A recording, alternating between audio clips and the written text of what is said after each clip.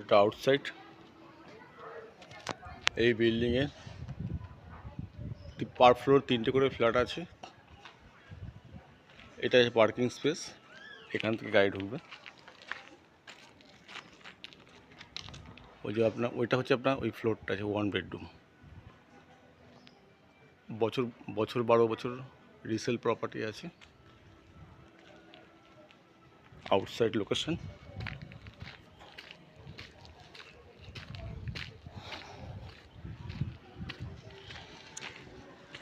সব আউটসাইড, এই রোড, এই বিল্ডিং।